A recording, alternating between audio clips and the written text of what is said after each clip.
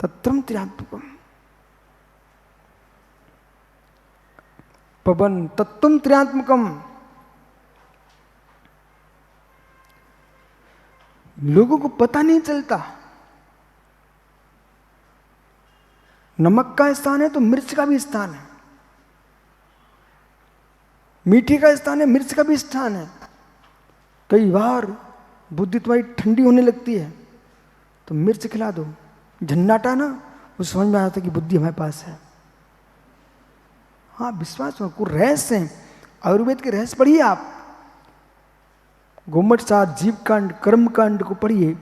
पंडित रतन चंद जी मुख्तार साहब, सहारनपुर, बड़ौद के पास है सहारनपुर, उन्होंने जीव कांड कर्म कांड पर हिंदी टीका लिखी है, मालूम।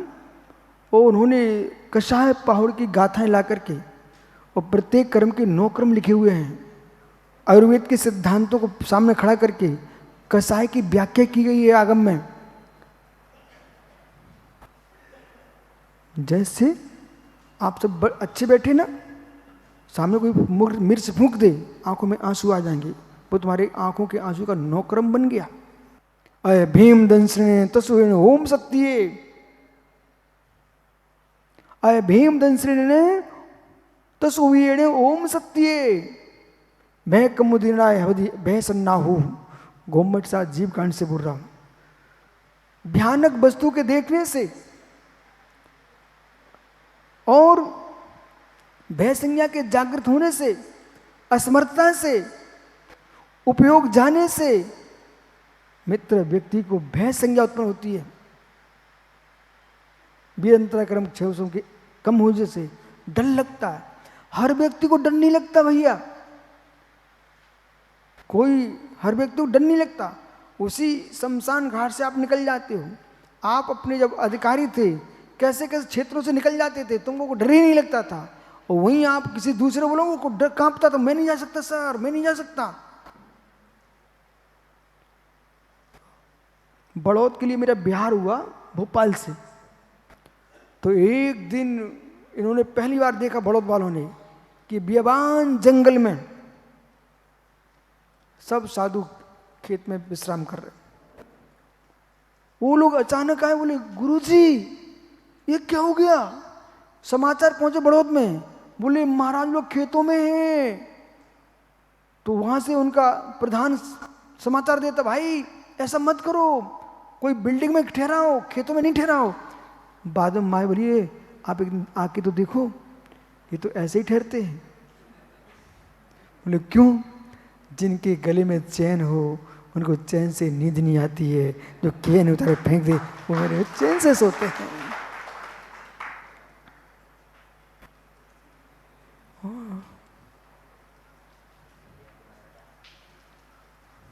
इनके इस विचित्र सागर है ना। एक बार मैं बिहार करके आ रहा था, इनके गांव की ओर जा रहा था। शाम को, अब उधर ठंडियों में जल्दी अंधेरा हो जाता, शाम को अचानक अंधेरा हो गया, तो मैं उसी स्थान पर ठहर गया जहाँ अंधेरा हुआ। अब शाम को तो सैकड़ों लोग आ गए मेरे सेवा में। बोले महाराज जी 2 किलोमीटर गांव है, पास में गांव है, चलो चलो। रात्रि होगी, यहीं रुकना है। ये रात्रि में त्रिपाल लगा गए, पंडाल लगा गए। 9 बजे तक तो वहां पूरा गांव इकट्ठा हो गया। वो भैया जैसे 10 बजे एक गरीब का बच्चा छोड़ गए, वो सब भग गए, सब भग गए, एक नहीं बचा। एक बच्चा गरीब का था। हो मालूम, सुबह हुआ, हमने अपनी 3:30 बजे से स्वाध्याय, भक्ति, प्रतिगण, प्रायश्चित, सामायिक सब कर लिया। जब 5 बजे भक्ति प्रारंभ की स्तुति, वो बालक दूर पड़ा था, उठ के आ गया।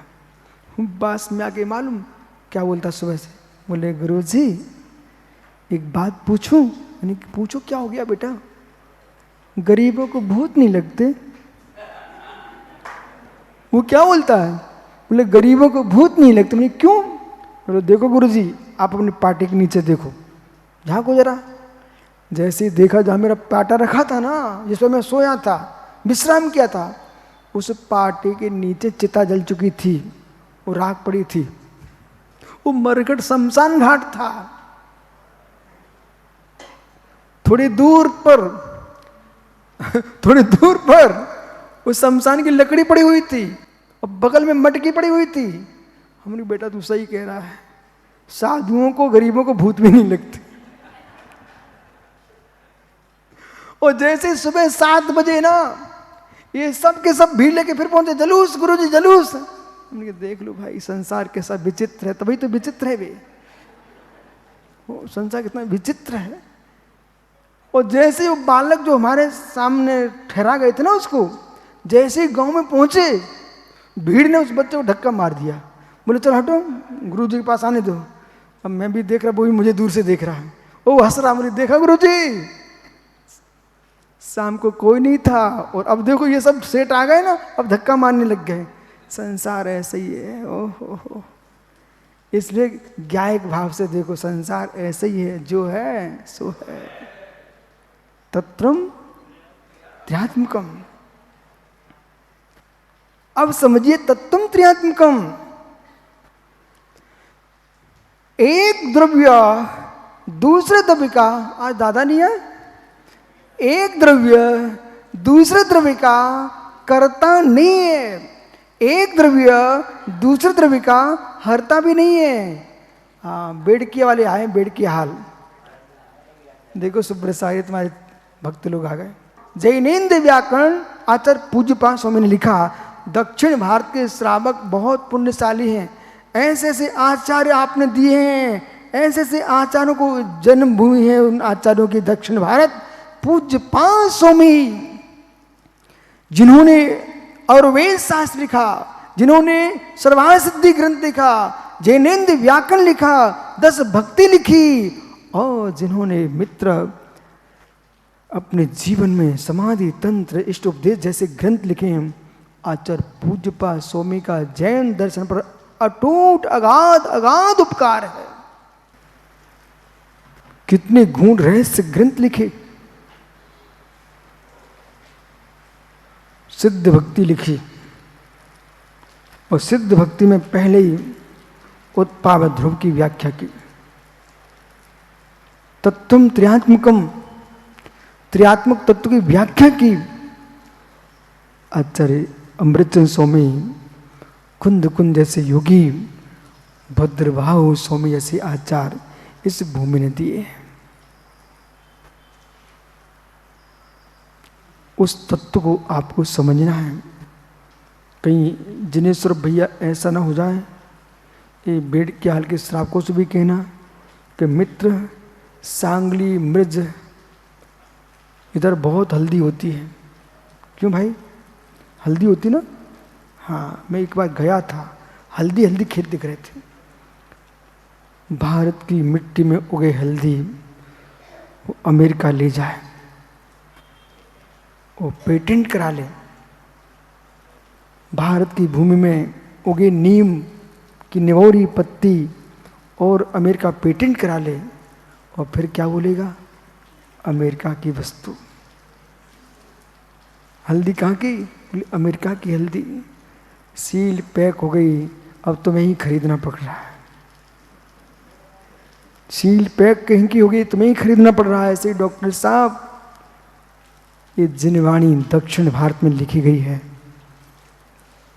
कहीं विदेशी सील पैक कर लें फिर तुम्हें खरीदना पड़ेगी। बोले मुझे भी चाहिए।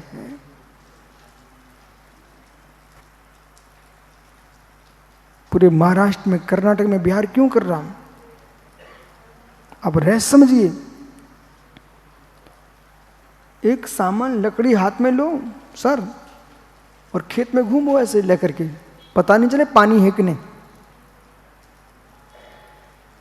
लेकिन तांबे की छड़ी और नरियल, तांबे की छड़ी, सुब्रसा की नरियल ऐसे हाथ में लेके चलता है, और जहां पानी होता है नरियल खड़ा हो जाता। तुम्हारे अंदर चुंबकीकरण होना चाहिए ना, नरियल और तांबे की छड़ी लेकर नरियल खड़ा हो जाता है। मित्र, तुमको पता नहीं है, वो ही मैं लेके घूम रहा हूँ। बाहर का नारियल बाहर की छड़ी की नहीं, अंदर से। ऐसी मिट्टी में कौन सी शक्ति है? इतने आचार हुए यहाँ पर। मैं गाँव शांति सागर गाँव होके आया हूँ, बाहुली सागर गाँव होके आया हूँ, कुंतु सागर आते, विद्यासागर, विद्यानंद महाराज की अंकली गाँव है वो, आदि सागर गाँव में अंकली, भोसे गाँव, ये सारे गाँव में घूम के आया हूँ। बोर गाँव, सर कोतली, सब जगह होके आया, चिन्मय सागर, सारे मुनियों के गाँव घूम के आया हूँ मैं। बोले क्यों घूमे? मैं देख रहा था यहाँ की मिट्टी में क्या ताकत है। इतने अच्छे अच्छे मुनिराज हुए यहाँ पर। तो मित्र, इसके पहले मैं बीच में भी गया उत्तर भारत, शुद्ध उत्तर भारत, अयोध्या, लखनऊ, बिहार, झारखंड, वहाँ मैं देखने गया था यहाँ की मिट्टी में क्या है। तीर्थंकर जितने भी सब यही होंगे। उत्तर भारत में तीर्थंकर ही तीर्थंकर। तो मैंने सब पकड़ लिया अंदर से, सब खोज खाज लिया। वहाँ की मिट्टी भी देख के आया हूँ, यहाँ की मिट्टी देख रहा हूँ। एक और वाणी खिराने वाले प्रकट हुए, एक और वाणी को लिखने वाले प्रकट हुए। पर मध्य भारत में मैं बहुत समय निकाला, बुंदेलखंड में, तो वहाँ की मिट्टी में भी दम देखी। बोले चाहे वे दक्षिण में हो चाहे वे उत्तर में हो, लेकिन पानी कहाँ ठहरता है? जहाँ गहराई होती। पानी कहाँ ठहरता है सर? भैया पानी कहाँ ठहरता है? जहाँ गहराई होती है। पर्वत पर पानी गिरे, मकानों पर पानी गिरे, पर ठहरता कहाँ पर है? जहाँ गहराई होती, तालाब में। ऐसे मध्य प्रदेश, वहाँ पर क्या देखा?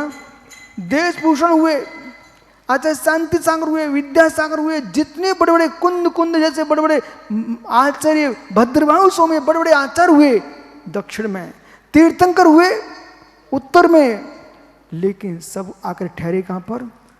मध्य भारत में। बोले गहराई तो यहीं पर थी। आचार्य विद्यासागर गए, निकल ही नहीं पाए। बोले इतनी गहराई थी। बोले चेले तो वहीं मिलते हैं। मालूम, विद्वानों की, आचार्यों की पंक्ति दक्षिण भारत में, तीर्थंकरों की पंक्तियां उत्तर भारत में, और विद्वानों की पंक्तियां मध्य भारत में। सबका समीकरण है, अपन ज्ञायक भाव से देखते हैं। हर मिट्टी का अपना अपना स्वरूप है। देखो पीछे गन्नी गन्ना है, देखो पीछे गन्नी गन्ना है। सुब्रत सागर जी, यदि आज मैं नादनी में बैठ करके वस्तुत्व महाकाव्य लिखता तो जरूर गन्ना की बात क्या लिखता, समझा। लेकिन मैं लिख रहा था जब मध्य भारत में, जब तिलहन के खेत थे, कहाँ पर याद है आपको? एक खेत में सरसों के पीले फूल खिले हुए थे। तो मैंने उस खेत को देख करके उसमें कविता लिखी।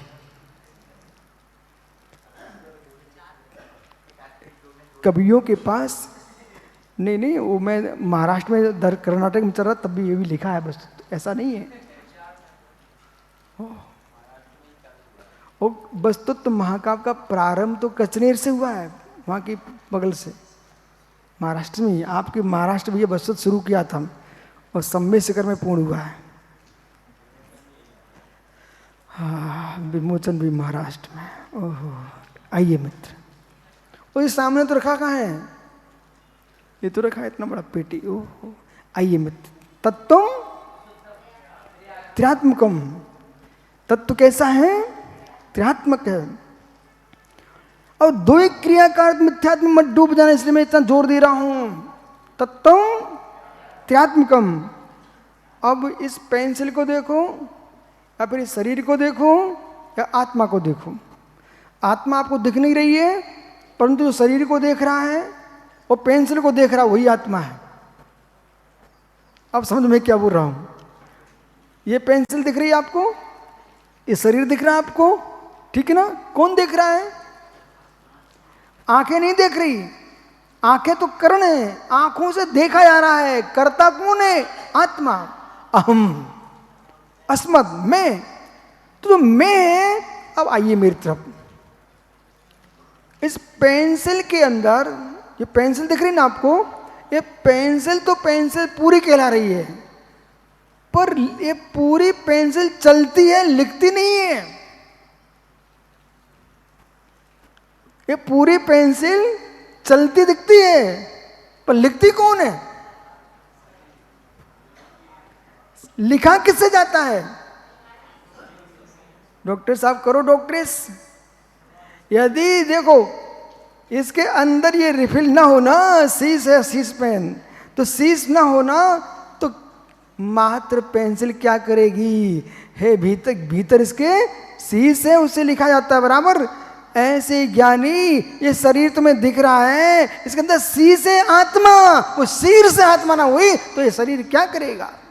अब प्रश्न ये है कि इसके अंदर जो शीश है, शीश है, इसका उत्पाद व्यय और शीश का उत्पाद व्यय दोनों का एक सही है?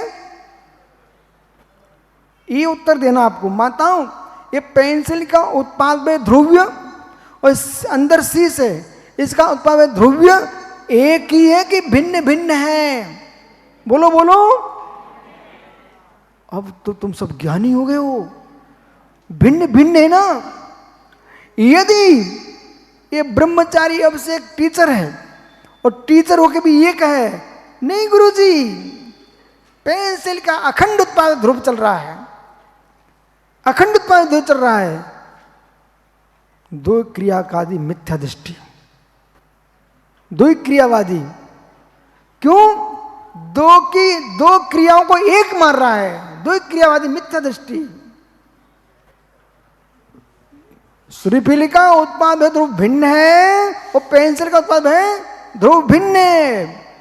अब इसका कर्ता कर्म करण भिन्न है और रिफिल का कर्ता कर्म भिन्न है, बराबर?